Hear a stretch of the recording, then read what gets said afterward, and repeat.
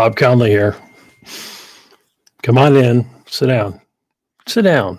I've been waiting for you.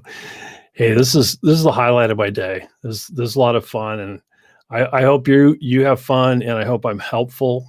And if it is helpful, please subscribe. If you like what you hear, hit the like button.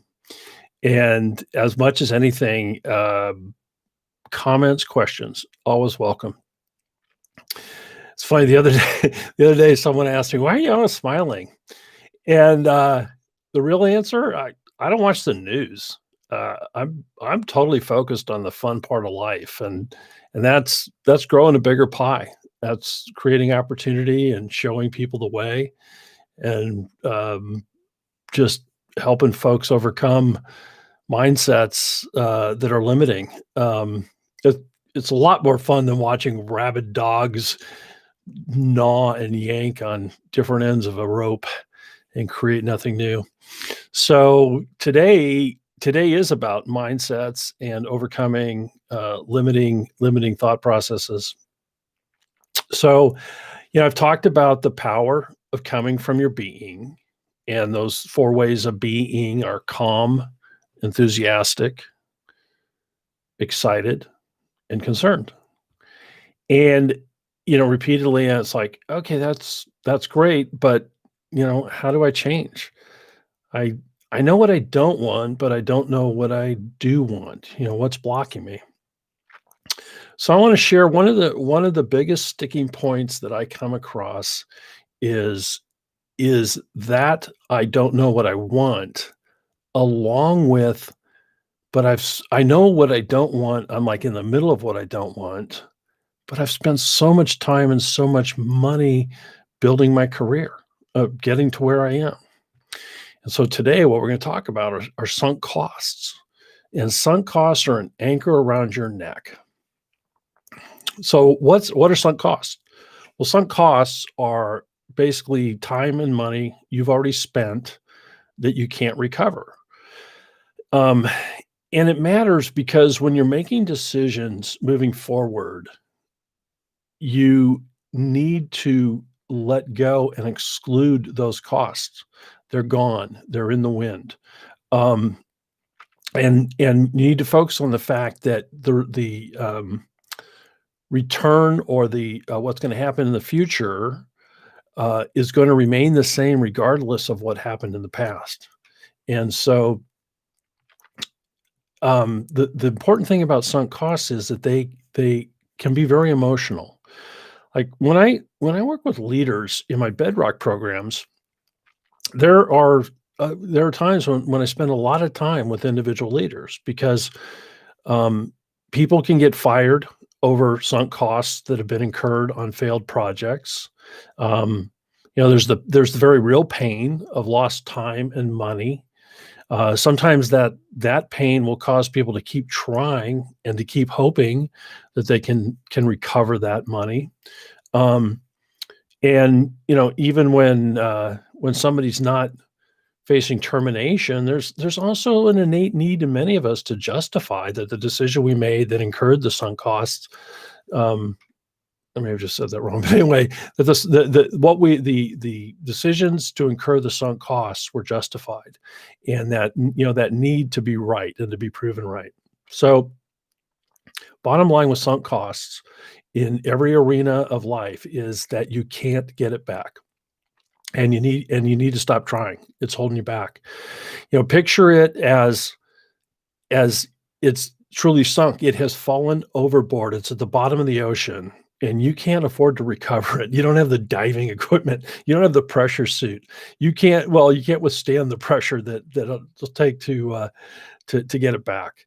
Um, think of it in terms of tuition you've paid to learn something, and you're not nobody's ever wild about that tuition. It's like, oh boy, that was a steep tuition on that. Yeah, well, welcome to life. But if you can look at some costs, forget the cost, look at what you learned, and let go of it, then you are starting to free yourself. So the other the parallel track to follow is, and this, I guess this fits into that category, is that, the biggest barrier to success is in your head. It's not in the opinion of others. It's not in the obstacles that might pop up. It's between your ears, and sunk costs can mess with your brain. So, I'll say it again, is that sunk costs are this anchor around your neck that will sink you. And, in case in case you haven't got it yet, I like trying to paint mental pictures, and not all of them are masterpieces, but that they'll help you take action. And so, this conversation is about removing the handcuffs of sunk costs. So there you go. There's two: the anchor of sunk costs, the handcuffs of sunk costs. Have I helped you see that you've got to get free of that shackle of looking at what it is you've already invested in?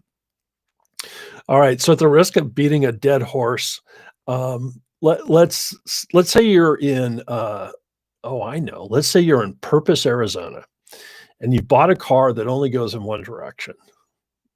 Like the job you're in right now or your career. And a mile, 50 miles, I don't know, 100 miles, doesn't matter. Outside of town, you realize, oh, it's taking me through the desert, and I don't like the desert as much as I thought. Um, and you're going, well, it's Arizona. Where did you think it was going to take you? Yeah. And where else did you think that decision to be a doctor, a lawyer, a welder, a bus driver, a bartender? Where did you think that was going to take you? And so you it's the difference between, it's like, that you could, let me back up. You had an idealization probably of the job that you thought you want, the career you thought you wanted in your late teens or early 20s when you were in college and people were making you decide. Um, and so what you didn't realize is to what degree you could handle things. So like with the desert, you didn't realize you could handle a little bit of the desert or pictures of the desert, but 40 years, hundreds of miles of desert, nothing but desert for a lifetime? No, thank you. So when you think in terms of where you are, you're in this one direction car, do you keep barreling down the road? Do you pull a Thelma and Louise and, barrel over the edge of the cliff? Well, I hope not. I hope not. But what you would do potentially is you'd pull over or park the car and figure out how to get back to Purpose, Arizona. You would abandon that sunk cost of a car. And, so first of all, you're like, oh, okay, how do I get back to town? What I know is that if you make that decision, you'll figure out how to get back to town. And you'll also know when you're ready to affect change, because on your way back to town, I don't care if you're in the backseat of a hitchhike, a bus, you're walking, but you'll suddenly start laughing and go, "Oh, how did I ever think that was a good idea? That is not the career I wanted, or this isn't the career I wanted." Um, Now, I want to acknowledge some of you are saying, "Okay, that's extreme. I get what you're saying, but gosh, I can't just park the car and abandon it. I've been driving I've been driving in the wrong direction a long time, but I also have very real, um, real things I need to sustain, and I'm not discounting that, and I want to honor that. But, even if you're working 80 hours a week, make it 79 and take an hour a week. An hour a week to do what? Start at the simplest level.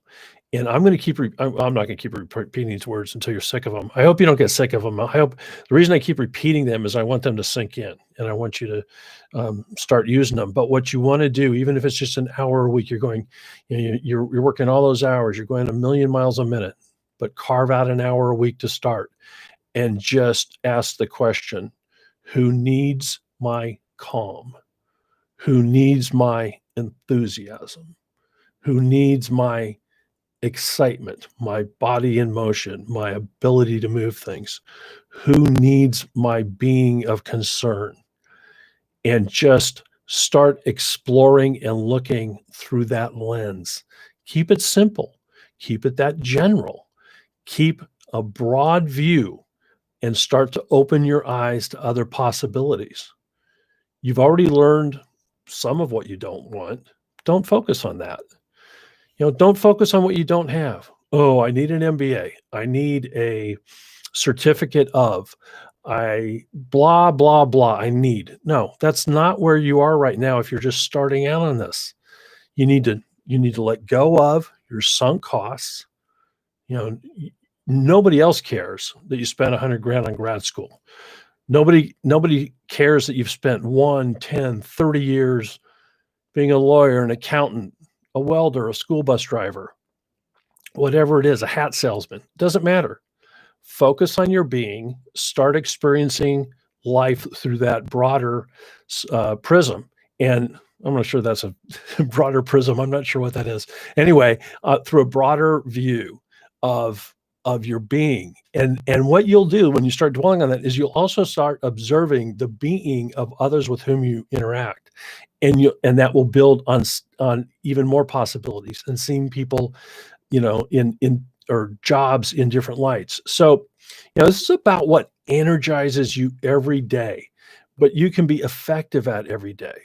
You need you to be effective. Your family needs you. Your community needs you. And you can manage the disruption that you put on yourself. That's fine, but keep carving out the time. Start at an hour a week. Build from there. And so you'll start seeing something you know, start seeing new things in real time that will will eventually build to the clarity of how to change lanes, how to, go in the direction that you want to go.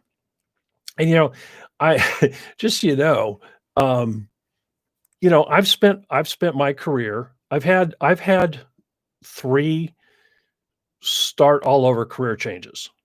And a year ago, I was in year 10 or 11 of my current career, and we went from face to face to all of a sudden phoning and zooming.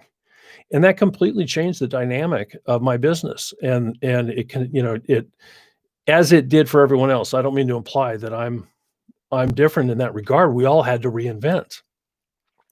I used to always be able to give speeches and share this information with groups that needed it without really having to worry about charging for it. And I hadn't figured out until last December and really started to look at YouTube Live and say, okay, well, that's the one that I'm going to go down that route. So you're seeing me start something brand new, warts and all. I mean, it isn't always pretty. And, the discomfort that others might feel from, um, you will feel far more discomfort through your reinvention than whatever others might perceive. And so, I'll go back to the old saying of you need to go before you know. You need to start taking action. You being effective and coming from your being is needed now more than ever. So, there's a temptation to end this with the Nike motto or mantra, whatever it is. I'm not going to say it. All I'm going to say is, cheers. I'll see you next time. Take care.